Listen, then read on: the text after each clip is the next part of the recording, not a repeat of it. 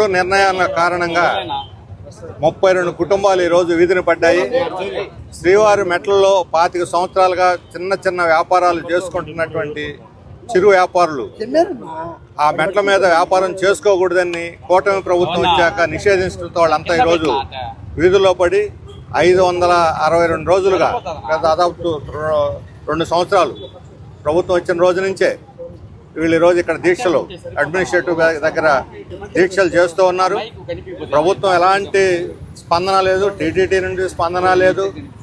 ఈరోజు వీళ్ళు కానీ ఆ దీక్షలు చేయకుండా ఎవరి పని వాళ్ళ ఇళ్లలో కూర్చున్నారు అనుకుంటే ఇమ్మీడియట్గా వాళ్ళ పనులన్నీ అమ్ముకోవాలని ఒక స్వార్థ బుద్ధితో, కుట్ర బుద్ధితోటి అమాయకులైనటువంటి సాధారణ ప్రజల్ని బలి తీసుకోవడానికి ఈరోజు టీటీడీ రాష్ట్ర ప్రభుత్వం సిద్ధపడింది. ముఖ్యమంత్రి గారు ఈ జిల్లా వారు ఆయన అందులో రోజు టీటీడీని గురించే మాట్లాడుతూ ఉంటారు. కానీ వీళ్ళ సమస్య వాళ్ళ దృష్టిలో ఉందో లేదో కూడా తెలియనటువంటి పరిస్థితి. టీటీడీలో పనిచేసే ఉద్యోగులు కావచ్చు, బయట చేసే వ్యాపారస్తులు కావచ్చు, దీన్ని నమ్ముకొని బతుకుతున్న వాళ్ళు కావచ్చు, వీళ్ళందరి సంక్షేమము చూడకుండా ఒట్టి దేవస్థానం బోర్డు సంక్షేమం చూసుకుంటే ఉపయోగం ఏమిటి? అందువల్ల తప్పనిసరిగా ఇప్పుడు ఇంకా సాగదీసి వీళ్ళని ఇట్లా అన్యాయానికి గురి చేయకుండా, అక్కడ దారిలో పులిపోతుందని అంటున్నారు. ఇప్పుడు పులిపోతే రక్షణ కల్పించాల్సింది భక్తులకి, దారిని నడిచిపోయేటువంటి భక్తులు, అది ప్రభుత్వ బాధ్యత. యాక్చువల్గా అలిపిరి మార్గంలో ఆ పులి సంచరిస్తున్నట్టుగా మీడియాలో పలుసార్లు వార్తలు వచ్చినాయి, ఫోటోలు కూడా వేశారు. శ్రీవారి మెట్ల మీదుగా ఉన్నట్టుగా అసలు ఎప్పుడూ రాలేదు, అది సాధ్యం కూడా కాదు. ఎందుకంటే పులికి ఇది చాలా అడ్వాంటేజ్ ఏరియా అవుతుంది అలిపిరి మీదుగా.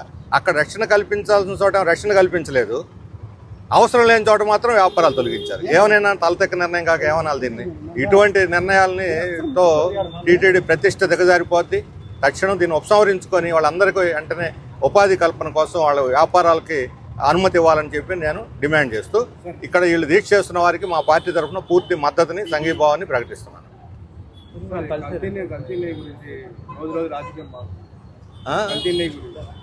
అది విడిగా మాట్లాడు.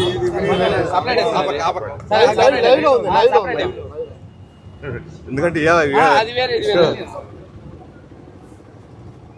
గత 20-30 రోజులుగా రాష్ట్రంలో లడ్డు, నెయ్యి కల్తీ గురించి తప్ప ఇంకొక చర్చ లేకుండా పోతున్నది. అసలు సమస్య ఏంటంటే ఎవరైతే అవినీతికి పాల్పడ్డారో ఆ అవినీతికి పాల్పడ్డ వాళ్ళని గుర్తించి వాళ్ళ మీద చర్య తీసుకోవడానికి బదులు అసలు ఈ రోజు వరకు కూడా నిన్న శాసనమండలిలో ఒక నోట్ ఇచ్చారు. నోట్ ఎందుకు?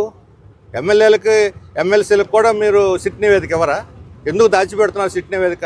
దాన్ని దాచిపెట్టి అది జరిగింది ఇది జరిగింది అని చెప్పనంటే, అందుకని ప్రజలకు వాస్తవాలు తెలియాలి. మేము డిమాండ్ చేస్తుందంటే సిట్ నివేదిక ఆధారంగా సుప్రీంకోర్టు నియమించింది, సిబిఐ వాళ్ళు ఉన్నారు, అందులో రాష్ట్ర పోలీసు ఉంది. ఈ నివేదిక ఆధారంగా ఎవరు అవినీతి పరులు, దోషులని నిర్ణయించారో వాళ్ళ మీద చర్య తీసుకుంటే ఈ సమస్య సమక్షిపోద్ది. దానికి బదులు ఆ నివేదికను దాచిపెట్టి దాన్ని రాజకీయ సమస్యగా మార్చి, రాజకీయ సమస్య కాస్త ఇప్పుడు మత సమస్య కింద మార్చేశారు. ఇది మరీ అన్యాయం. అసలు రాష్ట్రాన్ని అల్లకల్లోలం చేయాలని చూస్తున్నారు ఏమంటే అర్థం కావట్లేదు. లడ్డూకి నెయ్యి సరఫరా చేస్తుంది ఎవరు? హిందువులే. భోలే బాబు ఎవరు? అన్న క్రిస్టియనా, ముస్లిమా? సరఫరా చేసేవాళ్ళు కాంట్రాక్టర్లు హిందువులు, ఇక్కడ తయారు చేసేవాళ్ళు హిందువులు. ఇంతమంది కళ్ళు కప్పి మాయం చేసేసారా? ఒకవేళ కల్తీ కళ్ళులో దాంట్లో కల్తీ నెయ్యిలో తప్పు చేసిన వాళ్ళు మొదట ఏమన్నారు? జంతు ఇది కలిసిందన్నారు. ఇప్పుడేమన్నారు? నిన్న ఈరోజు పేపర్లన్నింటిలో కూడా వచ్చింది, రసాయనాలు కలిసాయి, లేకపోతే అవి కలిసాయి, ఈ కలిసాయి అన్నారు. జంతుకు ప్రస్తావన లేదు. అంటే ఉద్దేశపూర్వకంగా చెప్పి ప్రజల యొక్క, ముఖ్యంగా భక్తుల యొక్క మనోభావాలను దెబ్బతీస్తే ఎవరు నష్టపోతారు? భక్తులు గాయపడరా? అందుకని దీంట్లో మతాన్ని చూపించి హిందువులు గాయపడ్డారు, లేకపోతే క్రిస్టియన్, నువ్వు ఒక శాసన పీఠం మీద కూర్చున్నాను క్రిస్టియను, లేకపోతే ఇంకొక ఆయన ముస్లిం, ఇంకో అయితే దీన్ని బట్టి ఉంటాయి రాజకీయాలు. అదే ఇంకోళ్ళు వచ్చి నువ్వు ముఖ్యమంత్రిగా నువ్వు పలానా కులం, మిగతా కులాలందరికీ నువ్వు వ్యతిరేకం అంటే ఒప్పుకుంటారా? ఒక ముఖ్యమంత్రి కులాన్ని బట్టి, ఒక ముఖ్యమంత్రి మతాన్ని బట్టి విధానాలు ఉంటాయా? విధానాలను బట్టి సమస్యలు ఉంటాయా? విధానాల గురించి మాట్లాడకుండా అవినీతిని దాచిపెట్టి, అవినీతి ఇప్పుడు వెనకపోయింది, అవినీతి వెనకపోయి రాజకీయాలు వచ్చి రాజకీయాలను కూడా మతం కప్పేస్తుంది. మన రాష్ట్రంలో లౌకిక రాష్ట్రం, తెలుగుదేశం పార్టీ ఇప్పటిదాకా మాకు గౌరవం ఉంది, లౌకిక విధానాలు కట్టుబడి ఉందని. ఇప్పుడు లౌకికవాదానికి స్వచ్ఛ చెప్పి వాళ్ళు ఆర్ఎస్ఎస్ని మించినటువంటి ఈ పద్ధతిలో మతాన్ని, రాజకీయ రంగు పులిమి మతానికి దీన్ని స్వార్థ రాజకీయాలకు వాడుకోవడం అనేది చాలా సరైనది కాదు, రాష్ట్ర వినాశనానికి దారితీస్తుంది. వాళ్ళ వైఖరి మార్చుకొని సమస్య కొట్టండి, అవినీతి పనులను బయట పెట్టండి, వాళ్ళని శిక్షించండి, మేము మద్దతు ఇస్తాం. దాని మీద మళ్ళీ వన్ మ్యాన్ కమిషన్. ఇప్పుడు ఎందుకంటే సాగదీసి లడ్డు రాజకీయ ప్రయోజనాలు వాడుకోవటానికే. సిట్టు మీద మీకు నమ్మకం లేదో చెప్పండి. సుప్రీంకోర్టు వేసింది, సిట్టు మీద నమ్మకుంది. మీ అభిప్రాయాలకు అనుగుణంగా ఒక మనిషి కమిషన్ వేసి దాన్ని బట్టి వస్తాయా? మాజీ ఐఏఎస్ అధికారిని వేశారు, పోనీ ఒక న్యాయాధికారిని వేశారా? జడ్జిని వేస్తే ఆ సమస్య పరిష్కారం. దాన్ని పోనీ ఆ సిట్టు నివేదిక కాదు, ఫస్ట్ చేస్తే సిట్టు నివేదికను బయట పెట్టాలి, ప్రజలకు తెలియాలి. అసెంబ్లీ ఎంపీలు కూడా తెలియకపోతే 14 పేజీలు వాళ్ళు చర్య తీసుకోమని ఇచ్చినట్టుగా వార్తలు వచ్చినాయి. కనీసం 14 పేజీల నివేదిక అనేది.